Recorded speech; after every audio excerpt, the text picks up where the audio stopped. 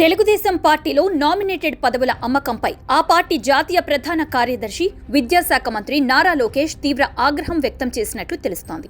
పార్టీకి చెందిన ఇద్దరు మహిళలు నామినేటెడ్ పదవులపై బేరసారాలు జరుపుతున్న ఆడియోను ఒక న్యూస్ వెబ్సైట్ బయటపెట్టింది. ఈ ఆడియోలో ఒక పార్టీ నాయకురాలు మరో మహిళా నాయకురాలి పేరు చెప్పి నామినేటెడ్ పదవులు ఆశించిన వారి వద్ద నుంచి సొమ్ములను డిమాండ్ చేస్తోంది. నామినేటెడ్ పదవి దక్కాలంటే ఎంత చెల్లించాలో, పదవి వచ్చిన తర్వాత ఎంత సంపాదించుకోవచ్చో ఆమె వివరిస్తోంది. అదే కాకుండా సొమ్ములు ఎలా చెల్లించాలి, ఎక్కడ చెల్లించాలనే అంశంపై కూడా ఆమె సదరు పదవి ఆశించిన మహిళకు సూచనలు ఇచ్చింది. ఈ మొత్తం వ్యవహారం బయటికి రావడంతో సదరు మహిళను పార్టీ కార్యాలయం నుంచి బయటికి పంపించారు. అయితే ఇప్పుడు పార్టీ జాతీయ కార్యదర్శి నారా లోకేష్ ఈ వ్యవహారంపై తనకు ముఖ్యులైన నలుగురితో విచారణ చేయిస్తున్నట్టు తెలుస్తోంది.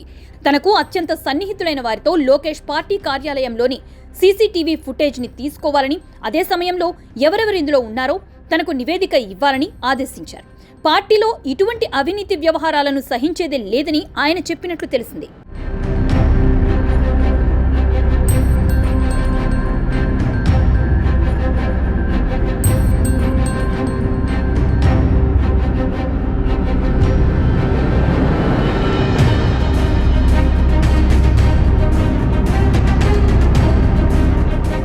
ఈ మొత్తం వ్యవహారంలో సదరు బేరాలు మహిళలతో పాటు ఆమె వెనుకున్న వ్యక్తుల పాత్ర బయటికి రాబోతోంది.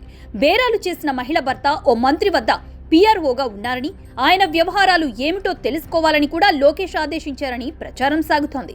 పార్టీ రాష్ట్ర కార్యాలయంలో ఇటువంటి పనులు జరుగుతుండటంతో పార్టీ పరువు పోతుందని, నిజమైన కార్యకర్తలకు అన్యాయం జరుగుతుందని, ఇటువంటి కార్యకలాపాలను సహించేదే లేదని ఆయన చెప్పినట్లు తెలుస్తోంది. మొత్తం మీద నామినేటెడ్ పదవుల బేరాల వ్యవహారం అటు తిరిగి ఇటు తిరిగి రాష్ట్ర పార్టీ కార్యాలయ ప్రక్షాళన చేసే వరకు వెళుతుందని పార్టీలోని ముఖ్యులు చెప్తున్నారు. ఏళ్ల తరబడి పార్టీ కార్యాలయంలో తిష్ట వేసిన కొందరిని బయటకి పంపుతారని, ఇప్పటికే ముఖ్యమైన ఓ వ్యక్తిని పార్టీ కార్యాలయానికి రావద్దని ఆదేశించారని, అయితే ఆయన కార్యాలయంలోని సీనియర్ నేతలను కలిసి తన బాధలు చెప్పుకున్నారని, అయితే ఆ వ్యక్తిని కార్యాలయానికి రాణిస్తామని ఆ నాయకుడు చెప్పారని, అయితే జీతం ఇవ్వమని చెప్పారట. జీతం ఇవ్వకపోయినా పార్టీ కార్యాలయానికి రాణిస్తే చాలని ఆయన అంటున్నారట. మొత్తం మీద యువనేత పార్టీ కార్యాలయ వ్యవహారాలపై దృష్టి పెట్టడంతో అవినీతి పరులు, అక్రమార్కులు వణికిపోతున్నారట.